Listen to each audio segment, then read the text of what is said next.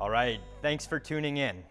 My name is Kyle Farrell from the Center for the Future of Places, and I'm here at Harvard University in Cambridge, Massachusetts. Today, I'm joined by Dr. Edgar Pieterse and Dr. Henrik Ernstson of the African Centre for Cities, joining us via live feed from the University of Cape Town. So welcome, guys. It's great to have you on the line here. And we're curious to hear more about the International Urban Conference that will be kicking off in a few weeks' time from February 1st to 3rd. Maybe I'll hand it over to you to tell us about the African Centre for Cities and about the International Urban Conference. Sure. Thanks, Kyle, and thank you for having us involved in this process. We based at the African Centre for Cities, which is an interfaculty hub at the University of Cape Town in South Africa. And our purpose really is to be a fulcrum for research and for practice that deals with tough interdisciplinary questions in the city, both in Cape Town but in cities throughout Africa. And to be honest, we really look at cities everywhere in the world. We've just turned 10 late last year, and it's gone by in a flash. We're rather shell-shocked that a decade has passed so quickly. And in honor of that, we thought that instead of having a party or just a mega party, we'll also convene an international academic conference to both take stock of our own work, but most importantly, to reflect back to the world that it is possible to set up a world-class academic research center in the global south that is able to confront not just its own questions and Africa's questions, but really to speak back to a global discussion about cities and about urbanism. And this conference reflects, I think, the road we've traveled over the last decade, where we've been able to not only, I think, produce good, high-quality research, but also be a magnet for a set of scholars and people who are interested in coming at urban questions in a different way, in a way that recognizes that the way we used to think about cities from a Western episteme is no longer valid in the current era. And we've had an overwhelming response. We've got over 500 delegates coming from all corners of the world. Only 30% of the participants will be South African. The rest are made from delegates from across the continent, and very importantly from all over the world: Mexico, India, Thailand, and of course traditional geographies like Europe and America. So we're very excited. We think it reflects both a recognition of the work we've been able to put forward as ACC, but also a hunger for having a different set of discussions about where we are with regard to cities and urbanism. Yeah, thank you for having us, Kyle. I could just emphasize, I think the conference kind of shows this kind of the maturity that ACC has reached and been able to pull this off. And we're all very excited to invite, to have everyone coming here. Great. And can you give us, highlight some of the speaker profiles, give us an idea of who's coming? Yeah, so one of the things we've been keen to do was to also subvert the academic conference format a little bit. So at the core of it, it is academics from all over the world coming to present their latest research and findings. But very importantly, in the plenary sessions, we've tried to, if you will, invert the way academic hierarchy works. So instead of having the big global names in urban studies, like, you know, there's many of them will be attending the conference, we've decided to rather have practitioners and people who's at the cutting edge of policy practice present their work in the plenary sessions. And this is about, one, recognizing that scholarship and academic knowledge is one form of knowledge, very important. But in the contemporary era, we really need that in combination with other kinds of knowledge that comes from the world of practice and the world of activism and the world of politics. And so the plenary sessions, we've also decided to bring a strong cultural and artistic component to that. So for example, we will open the conference with work that has been composed, that is bespoke for the conference by local musicians and artists, and we'll set a frame, and they will work with a graffiti artist to, in a sense, capture something about the street and the vitality of urban life right at the outset of the conference. We then also have a film screening. We will have a performance artist doing a session on the Friday evening. And so what we've been trying to do is to both get some of the leading voices in the world, and here I'm thinking of Professor Abdulmalik Simone, Jennifer Robinson, Gautam Ban from Bangalore. We've got Vejanti Rao, who's based in New York, works with Terraform. And then we've got some really sort of crucial practitioners from geographies like Tijuana. So we've got someone who runs something called Toro Lab in Tijuana, Mexico, who's been doing phenomenal work in bringing urban scientists and community activists and artists together. We also then have leading policy speakers. So for example, Carlos Lopez, who has just recently retired as the General Secretary of UN Economic Commission for Africa, who is one of the leading African economists, will be here. And of course, Arama Revi, who is one of the co-chairs of the urban chapter for the IPCC. So in this sense, what we've tried to do was to signal that one can have a conversation within the academy, have urbanists speak to each other, but that always has to be subverted and embedded within a larger conversation. And Henrik, I understand that you will be showing a film that you've recently produced at the conference. Can you tell us about that? Yeah, I hope that will be possible. We're looking into a venue. It's called One Table, Two Elephants, and looking at that possibility of having these international, people from different parts of the world coming here. It's a film about Cape Town, and I think it will give people coming here who don't know Cape Town very much, very unique perspectives into the kind of knowledge politics that a city in a post-colonial city is embedded within. So that's what the film kind of treats, is the relation between nature, race, and knowledge politics, and kind of the continuous kind of haunting of histories in the present kind of contemporary city of Cape Town. And looking into, this, and I know in one of the speeches that Edgar has been given over the years, he's been pointing out that we need to do more of this, what he then called theoretical searching. So on one hand, we need, like in-depth ethnography, so intimate ethnographies. We need much more of these ethnographies of these cities, but we also need, data trends and so forth, and kind of, trying to solve concrete problems, like design problems around toilet or infrastructure and so forth. But we also need to intense kind of the collaboration between artists and researchers to somehow, these knowers of the city is a much wider category than what the normal academia thinks. So you have hip hoppers that I've been working with in this film, dancers from Lavender Hill and other places, but you also have other artists that know the city through the sensibilities of their craft.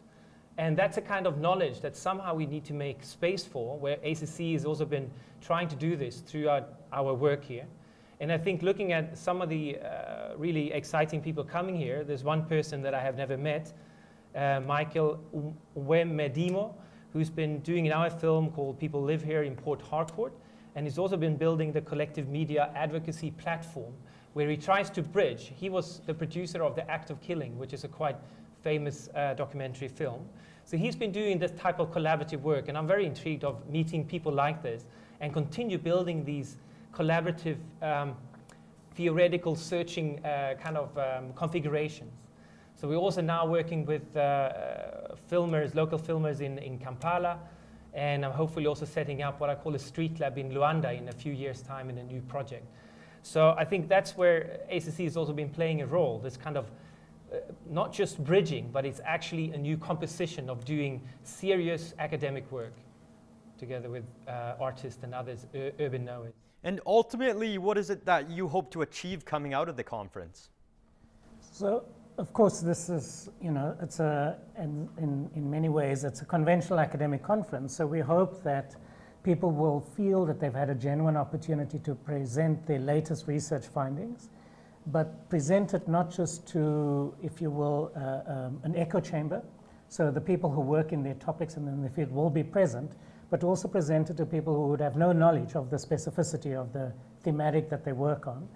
But I think more importantly, apart from people feeling that this was a worthwhile academic conference to attend because they were able to speak to peers and they were able to hear new things and be both encouraged but also inspired to take their research to the next level, we hope that people can recognize that it is possible to break with the very staid rituals of the academic enterprise, that you can have these fundamental things that hold us together as a community, but at the same time we can push ourselves to think differently, to be provoked differently, and to most importantly recognize that as scholars we've got a responsibility to embed our work in the larger world. We've got to think of multiple publics, and we've got to challenge ourselves to think about how we take our research findings and the conclusions we reach and project that in a way that can animate public conversations and public dialogue.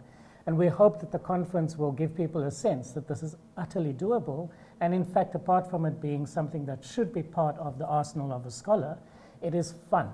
and it can invigorate them as intellectuals and so forth. I think the second issue we want to do is to really mark that there's a set of conversations and research practice going on outside of the conventional centers of power in urban research in the world that is in fact probably in some ways ahead of what is considered to be the avant-garde or what is considered to be sort of world-class or the best that's available.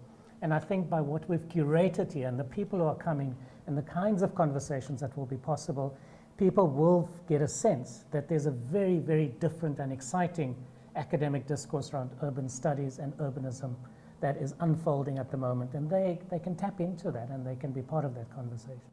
And given that this marks 10 years since the establishment of the African Centre for Cities, can you tell us about some of the successes you've achieved along the way? So I must confess, so for us, the ACC project has always been an experiment. We started off and the proposition was that you can do urban research in a different way. You don't have to simply focus on the text, on the sort of theorists who are out there, the big names, that you can take real world problems that manifest themselves within informal settlements or in central cities or the issue we'll talk about later, quasi-public spaces. And you can in fact configure knowledge in a different way. You can practice research in a different way. And so we gave ourselves a lot of latitude in the early years to learn by doing, to figure out how do you practice research that is both rigorous but that is also inviting to other constituencies and different kinds of knowledge registers. And we've always had this approach that we've got to be simultaneously global and local. So we ran a set of labs in Cape Town with the public sector, social movements and so forth. And at the same time, we were involved globally with various research projects and advocacy work. And in sort of a decade ago, this was obviously considered to be completely precocious for an institution that was just established out of thin air. And I think now, a decade later, that it isn't possible to talk about urban studies at the moment and cutting-edge urban research without reference to the African Centre for Cities as one of the key sites in the Global South where this kind of work is happening. And so the highlights on that journey has been that it is possible to learn by doing, that secondly, you can produce both good work and you can challenge yourself to do things differently, and that we've been able to, I think, consistently produce high-quality publications, and not just of the academic genre, but also things like Cityscapes, which is a magazine that we produce that bridges both sort of, if you will, middle-class intellectual spaces, artist spaces, and academia.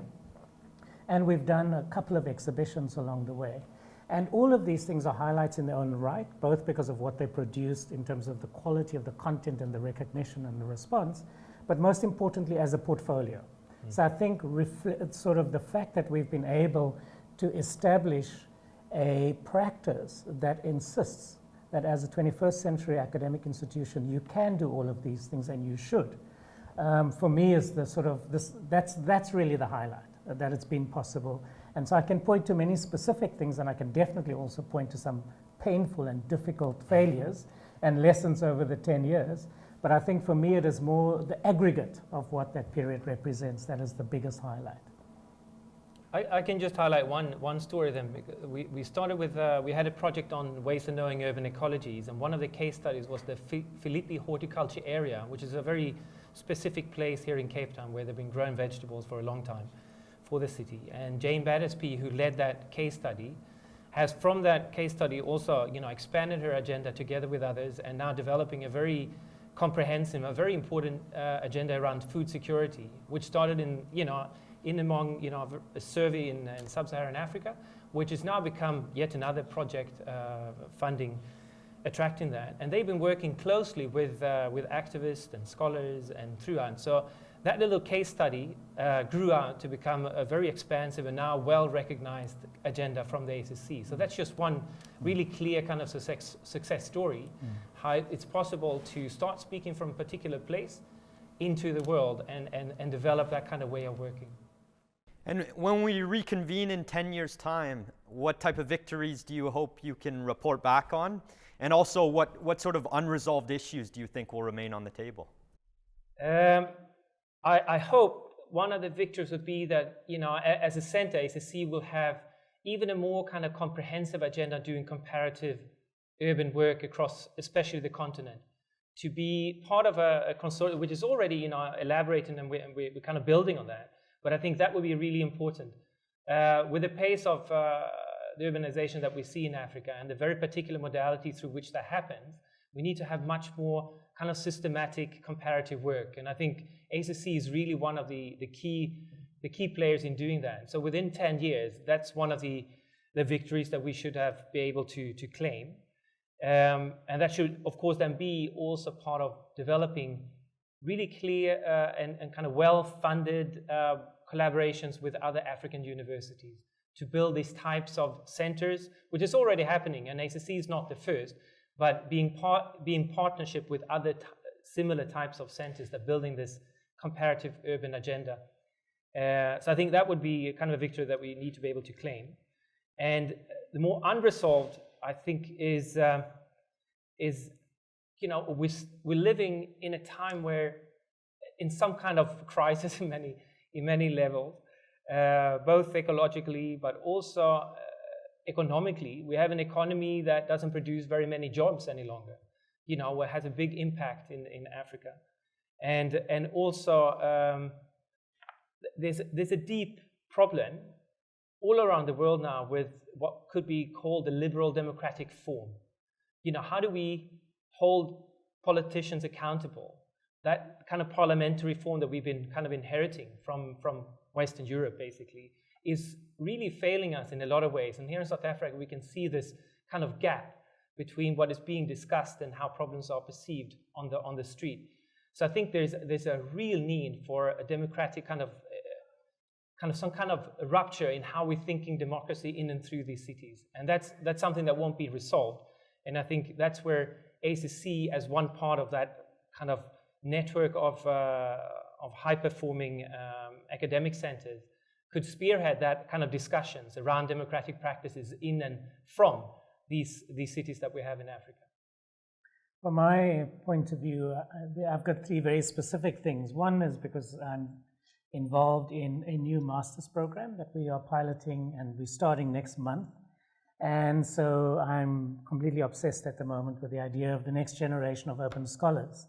And so in a decade's time, I really hope that from these cohorts that are starting this year, a couple of them would have become world-renowned as really path-breaking theorists.